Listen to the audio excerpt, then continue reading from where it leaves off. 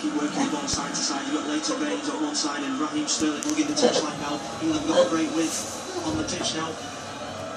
Trying to stretch the Italian. Back five.